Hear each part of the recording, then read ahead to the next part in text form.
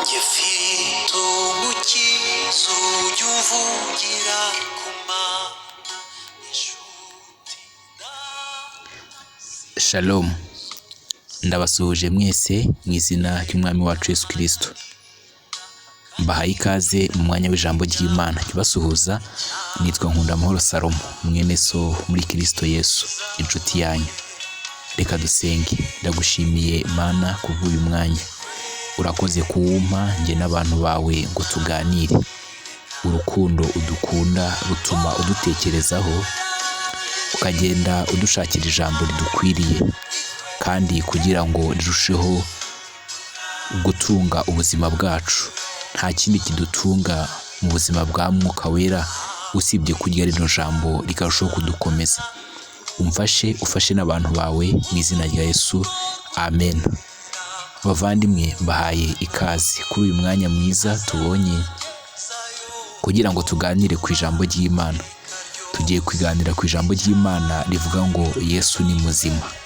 Ubwe arabyihamiriza, kandi natwe by'umwihariko ku bakunzi b'ijambo ry'Imana turabizi neza yuko ubwe yaje hano mu isi akabaho akora imirimo n'ibitangaza, benshi bagatangazwa no gukora kwe. Igihe kiragera ajya ku musaraba ku bwanjye nawe, ariko ikindi gihe kiragera arapfa. Ariko ntago urupfu narwo ubwarwo rwabashije kumuherana, ahubwo yarazutse. Ni inkuru yashatse gusibanganwa n'abasirikare n'abategetsi bari icyo gihe, batanga ruswa kugira ngo iyo nkuru bayisiribanganye ntivugwe, ariko inkuru irangira sakara.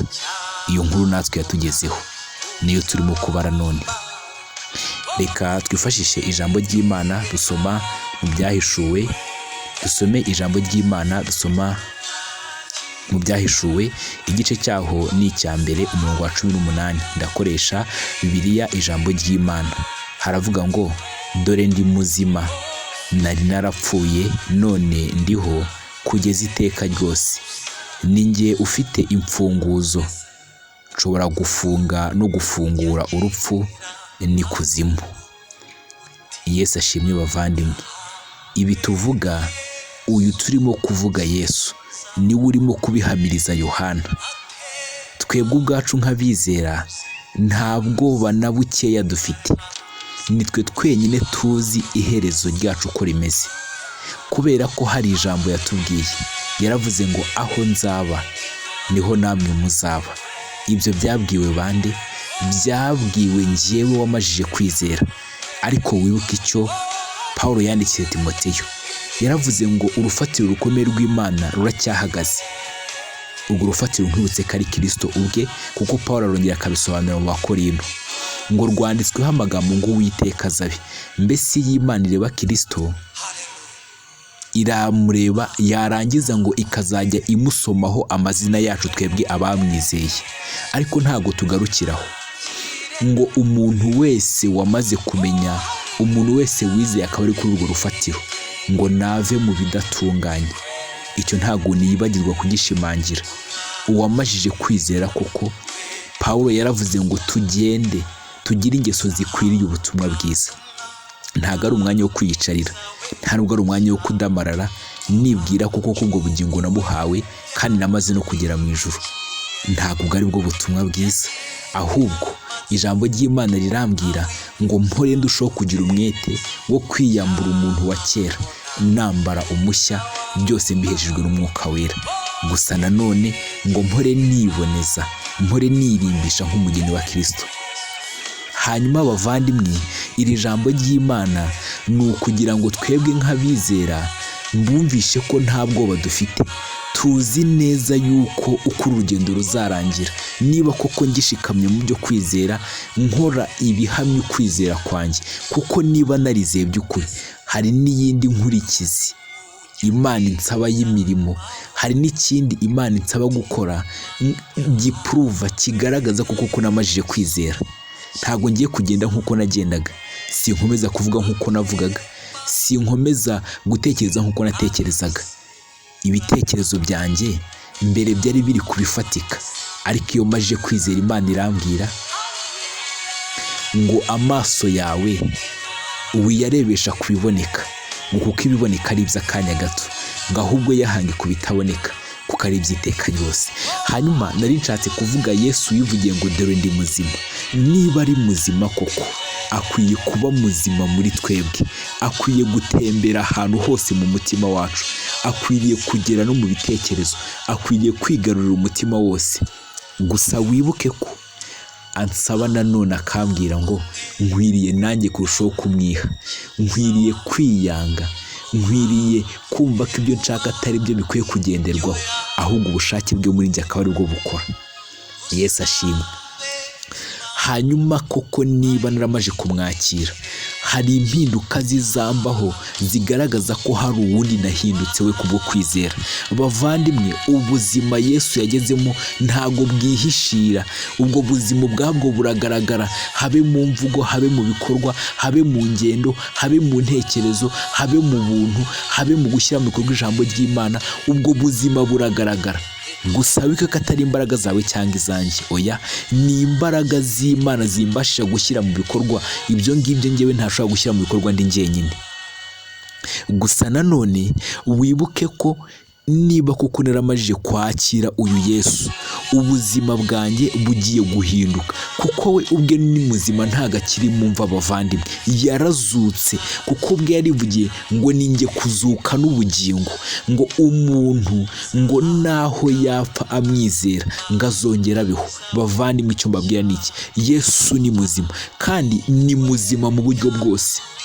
Niba ubuzima bwanjye butagaragaza uwo Yesu, ndimo ndabeshya, sinamwakiriye. Niba ubuzima bwanjye butamubereyeho, ndimo ndabeshya, ntago yaje muri njye, kuko ubuzima yagezemo buragaragara uko byasa kose. Ntago umuntu yiyoberanya. Niki intumwa zavuze ngo erega ibi turimo ntibitwemerera guceceka, ngo ntago dushobora kwiyumanganya na gato. Muvandimwe, ndimo ndasenga kugira ngo Imana iguhishurire Yesu, imukwereke by'ukuri. Ushobora kuba warabonye agace gato ukibwira ko umubonye, ndetse deja nta nubwo aboneka wese, ahubwo buri uko ngize inyota yo kumuhishurirwa anyere ku rundi ruhande rwe. Bavandimwe, aho wagarukiye ni hatoya, hari ahandi imbere hahari, hari ubundi buryohe bwe, hari akandi gakiza atanga, hari ayandi mahoro. Itera intambwe wigira imbere wumva ubundi buryohe.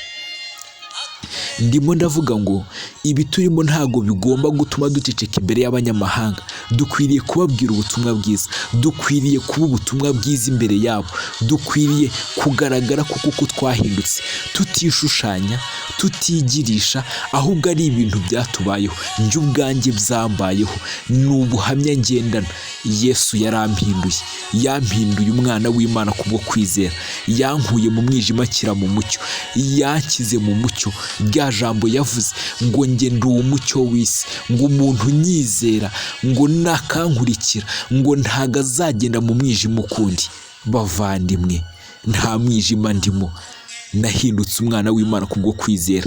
Ntago byarangiye, Imana irimo irambwira ngo noneho itoze kubaho ubuzima ntegeka, itoze kubaho ubuzima nshaka. Wibaho uri Salomo wa kera, ahubwo ubaho uri nka Salomo mushya. Yesu ashimwe. Bavandimwe, birakwiye kuko ubuzima bwacu ko buhinduka. Mbese muri wowe Yesu ni muzima? Mbese si hari aho ugira isoni zo kumuhamya? Mbese si hari aho ugira kumva wifashe? Si hari aho ugira kwifata wumva ko ari ibintu bya kera abantu bari buguseke?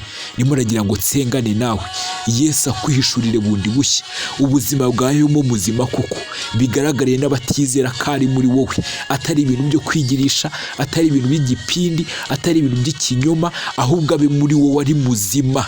Nicyo ndimo nsenga kugira ngo Yesu akwihishurire wowe uri kunyumva.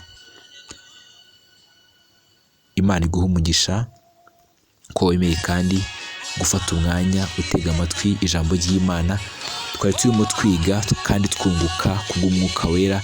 Yesu ubwo aravuga ko ari muzima, ariko abatunze Yesu wapfuye, Yesu w'umurambo abaho nabwo, umuntu akamugira nta mirimo, nta mbuto, nta kugenda uko ubutumwa bwiza butegeka. Ndakubwira ngo uwo ni Yesu upfuye, kandi Yesu tuvuga si uwo mu gituro. Urupfu ntirwamuheranye, yarazutse bavandimwe. Niyo mpamvu ndi kubabwira ubutumwa bwiza kugira ngo wisuzume nanjye nisuzume, kugira ngo turusheho kugenda tuvuga ngo ndamwumva Yesu agenda, ndamwumva mu mutima, ndamwumva mu bitekerezo, ndamwumva nyobora, ndamwumva ngira inama, ndamwumva atansiga, ndamwumva intambwe ku ntambwe, ndamwumva mu ijambo, ndasoma ijambo rikantemberamo we, rikamera nk'amazi atemba. Nicyo nkwifuriza, nibwo buzima bwanjye rwose, ariko nawe nicyo nkusabira muvandimwe.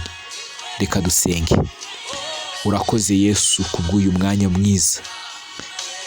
Amagambo nakuvugamo ntago nayabona, urenze uko tukuvuga. Uri uwo mugongo mugari uduhetse, uri ubwihisho bwa twebwe abagenzi. Ni wowe wenyine wadukuye mu mwijima udushyira mu mucyo. Ni wowe wenyine wadukuye kure aho twari turi tutazi Imana. Ni wowe wenyine wadukuye mu isayo. Uyu uri kunyumva mwami Imana ashobora kuba atarakumenya Yesu, akaba yumvisha ubutumwa bwiza akiyemeza kukwakira. Umukirisha imbaraga zawe nk'izo wankirishije, umukirisha imbaraga zawe nk'izo wakirishije abandi bavandimwe banjye muri wowe. N'uyu nguyu wamaje kukumenya, ariko ubuzima bwe bukaba bubayeho nk'aho utarimo. Ndakwinginze wongere ukangura ibyiringiro bye, abeho mwami Yesu ubuzima butigirisha, ubuzima butari ubw'igipindi, ahubwo ubuzima buhindutse rwose mwami. Nicyo nsaba, kandi twese hamwe uko turi turusheho kuguhishurirwa Yesu, turusheho kuguhishurirwa Yesu, duhishurirwe urukundo, duhishurirwe iby'umusaraba wawe, duhishurirwe imbabazi zawe, duhishurirwe umwete tugira mu kudukiza, duhishurirwe ubuzima bwawe uko buri mwami. Nicyo nsaba, kugira ngo imitima y'abanyumva amaso yayo ahweze, bongere bamenye, twongere tumenye, twongere twinjire imbere n'indani muri dipu, twongere kumva icyo uvugana natwe mu ijambo ryawe. Ntibibe inyuguti gusa, ahubwo bibe mwami Yesu ubutumwa bukiza. Umwuka uri inyuma y'izo nyuguti niwe ubasha gukiza. Pawulo yaravuze ngo inyuguti iricisha, ngo kandi ihindura umusaraba wawe ubusa. Urakoze kubwira ijambo umuntu umwe cyangwa babiri witeguye gukiza, cyangwa se batatu cyangwa umubare ntazi. Ndabagushimiye mu izina rya Yesu, amen. Hallelujah.